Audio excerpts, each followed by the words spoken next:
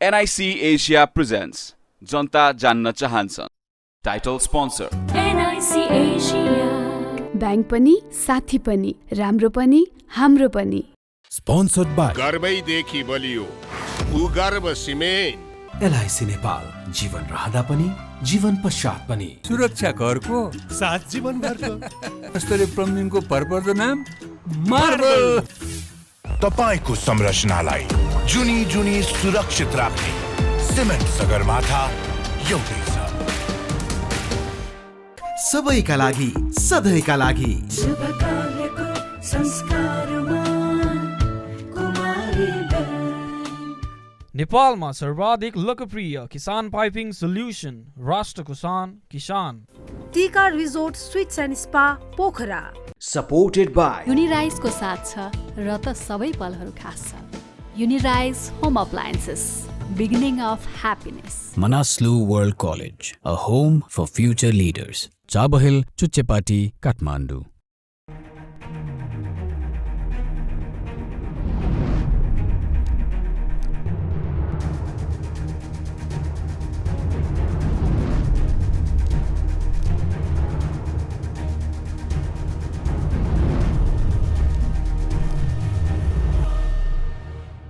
नमस्कार दर्शक, यतिखेर सबैको ध्यान भारततिर छ, विश्वको ध्यान भारततिर छ। भारतीय प्रधानमन्त्री नरेन्द्र मोदी तेस्रो पटक प्रधानमन्त्री हुनुभएको छ।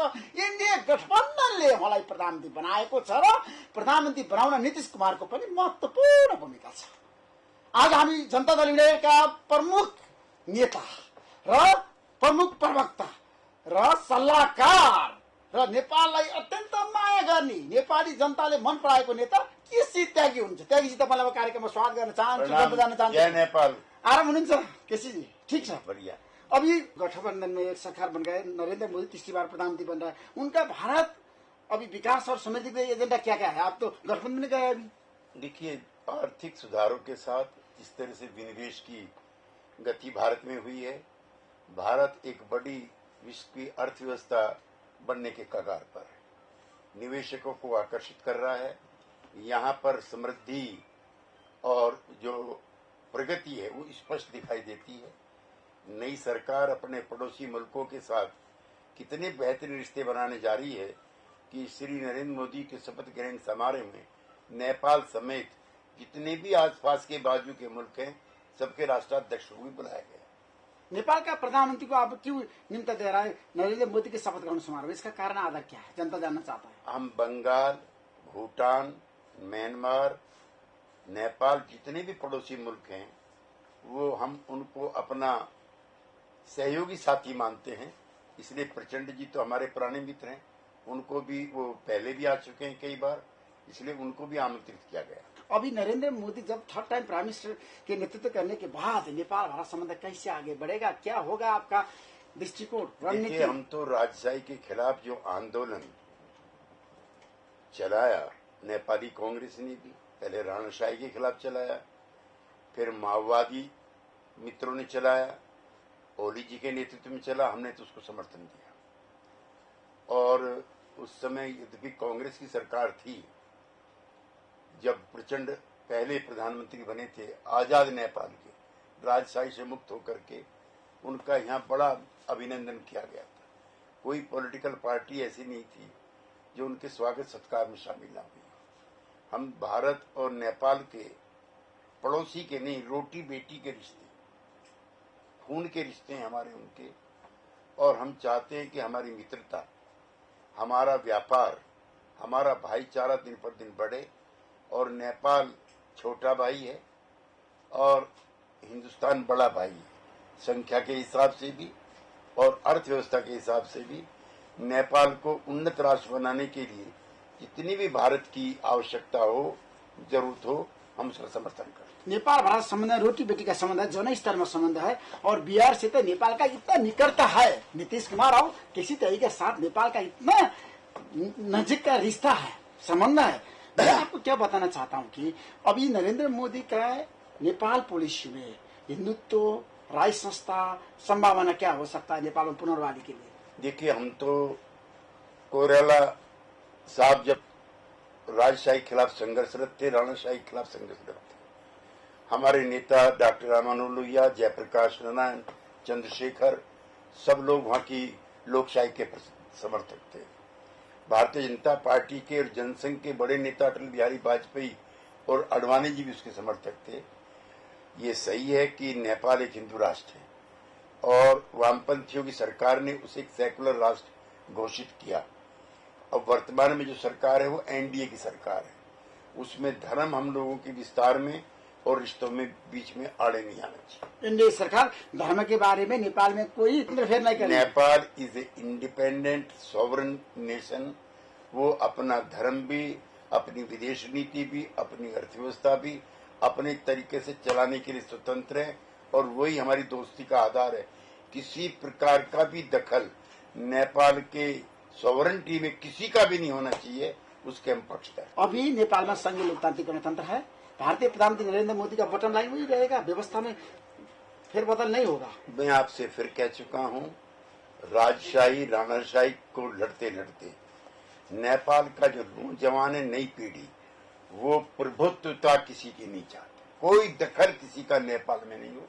मैत्रीपूर्वक रिश्ते हों, चाहे भारत हो, चाहे चीन हो, चाहे बांग्लादेश हो। और जो नई शक्ति है नेपाल की, इसको सॉवरन स्टेट बनाना चाहती है, उसका हम समर्थन करते हैं।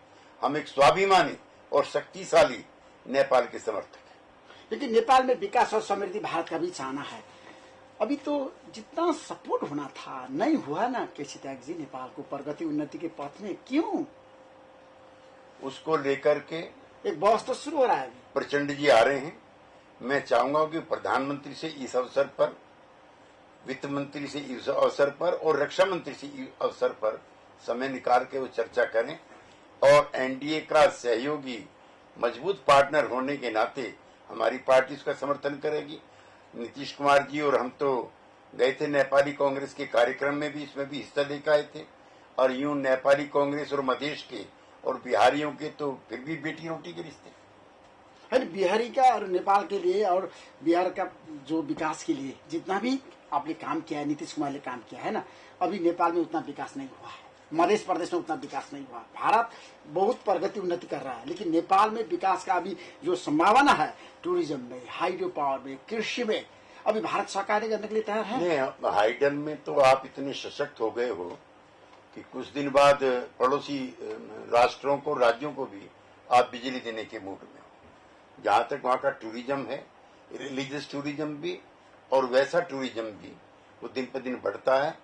भारत सरकार से जो इच्छाएं अपेक्षाएं आपकी है, उसका पूरा मदद करने में जेडीयू आपकी मदद करे। जनता मेरी पार्टी नेपाल को साथ देगा, सपोर्ट करेगा, संघीय लोकतांत्रिक गणतंत्र का सपोर्ट करेगा और नेपाल हिंदू राष्ट्र नहीं बनेगा। ये नेपाल की जनता को और नेपाल की सरकार को तय करना है कि किस तरह की वो व्यवस्था चाहते हैं। भारत उसमें किसी तरह का दखल नहीं देगा। कैसे आगे बढ़ेगा? जैसे गठबंधन का सरकार चलाने के लिए तो बहुत चुनौती है। नरेंद्र मोदी सफल होगा वो प्राइम मिनिस्टर के तक? नरेंद्र मोदी जिस पार्टी के प्रतिनिधि हैं, उस पार्टी की सरकार में भी शरद यादव भी, नीतीश कुमार भी, रामविलास पासवान भी और जॉर्ज फर्नांडिस भी अटल एरा में रह चुके हैं। तभी भी हमें काम करने में कोई असुविधा नहीं थी और हमें उम्मीद है कि जो तीसरी बारी है उसमें हम और चंद्रबाबू नायडू इस गठबंधन को मजबूत करेंगे और मोदी जी के नेतृत्व में ही नेपाल के साथ बेहतरीन से बेहतरीन रिश्ते बनाने का काम करेंगे। जैसे नीतीश कुमार को प्रधानमंत्री का ऑफर भी किया था कांग्रेस आई, प्रधानमंत्री क्यों नहीं दिया? इंडी गठबंधन ने जब उनको इंडी गठबंधन का संयोजक मानने से इनकार कर दिया था, आज वो नीतीश कुमार को प्रधानमंत्री का प्रलोभन दे रहे हैं। हम इसको अस्वीकार करते हैं। ये गठबंधन कितना समय जाएगा? ये पूरे 5 साल चलेगा। मैं लेकिन अभी नेपाल भारत संबंध में 2 प्रश्न पूछना चाहता हूँ। जैसे सीमा विवाद का समाधान कैसे करना चाहिए? आपने जो अपनी मुद्रा है उसमें जो नेपाल का नक्शा तैयार किया है, कई लोगों का ऐसा मानना है उसमें भारत के भी कुछ हिस्से हैं। पानी का सवाल है, उसको लेकर भी कई तरह के विवाद हैं, लेकिन बजाय संघर्ष के वार्ता की टेबल पर बैठ के आमने सामने इनको सुलझाना चाहिए। जैसे लिंपे अधूरा लिपे कालापानी के बारे में, स्वच्छता के बारे में, नेपाल भारत संबंध में सीमा विवाद दीर्घकालीन समाधान होना चाहिए। नेपाली जनता और भारतीय जनता वही चाहता है। भारतीय प्रधानमंत्री वही दृष्टिकोण है, सब वही दृष्टिकोण है। चाहे काला पानी का सवाल हो, चाहे बॉर्डर डिस्प्यूट हो, चूंकि ये ब्रिटिश शासन काल की देन है, ये ना नेपाल की गलती है ना भारत की है। उन्होंने जो कॉलोनियल रूल में डिमार्केशन किए थे बाउंड्री के, ये उसका देन है। दोनों मुल्कों को बैठ करके तय करना चाहिए। अब नेपाल के विकास के लिए चीन का एक मैनिफेस्टो क्या है कि BRI आगे बढ़ाना चाहिए। BRI के बारे में भारत का क्या ऑब्जेक्शन है? भारत अलर्ट करता रहता है नेपाल को कि जो चीन की मदद है वो पॉलिटिकल कारणों से है, वो भारत के विरुद्ध है। इसलिए हम उनके द्वारा दी गई सहायता का विरोध नहीं करते, लेकिन उसका राजनीतिक इस्तेमाल नहीं होना चाहिए। राजनीतिक हस्तक्षेप चीन ने किया है कि नहीं किया? नेपाल में कैसे लग रहा है आपको? नहीं होना चाहिए। इंटरफेयर किया है कि नहीं चीन? लगता है आपको नेपाल के हमारे मित्र आते हैं और ओली और प्रचंड की सरकार बनने के बाद यह आशंका और तेज हुई है। कम्युनिस्ट का सरकार बनने के बाद आपका संख्या उपसंख्या तेज हो गई। इसके बारे में बात करेंगे प्रचंड के साथ। आप वो आ रहा है शपथ ग्रहण समारोह बुलाएंगे, चाय पे हर बार बुलाते हैं, जाएंगे, ये भी चर्चा करेंगे। BRI नेपाल के लेना है कि नहीं लेना है? ऋण में किसी भी राज्य के, किसी भी स्टेट के, किसी भी नेशन के बीच में मामलों में दखल नहीं देते हैं।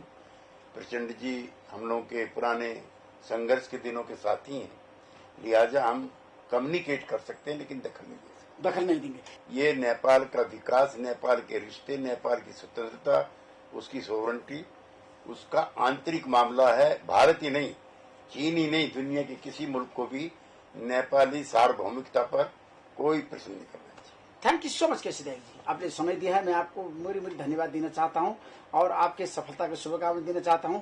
आपकी पार्टी अभी सरकार में है, एनडीए सरकार में, और नेपाल भारत संबंध सकारात्मक होना चाहिए, सुमधुर होना चाहिए, प्रगाढ़ होना चाहिए, और नेपाल को विकास और प्रगति में भारत का साथ रहना चाहिए। साथ रहेगा ना? साथ रहेगा। नेपाल का प्रगति भारत का भी चाहना है। हाँ। मोदी जी का भी चाहना है, सबका चाहना। Thank you so much.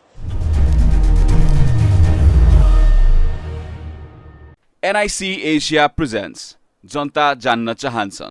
Title sponsor NIC Asia। Bank पनि साथी पनि, राम्रो पनि हाम्रो पनि।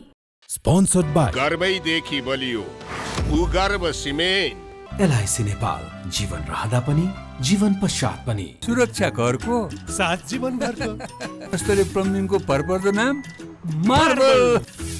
तपाईको संरचनालाई जुनी जुनी सुरक्षित राख्ने सिमेन्ट सगरमाथा एउटै छ। सबैका लागि, सधैँका लागि। शुभ कार्यको संस्कारमा कुमारी बैंक। नेपालमा सर्वाधिक लोकप्रिय किसान पाइपिङ सोल्युसन राष्ट्र किसान। Tika resort suites and spa Pokhara. Supported by युनिराइजको साथ छ र त सबै पलहरू खास छ। Unirise home appliances, beginning of happiness. Manaslu world college, a home for future leaders, Chabahil, Chuchepati, Kathmandu.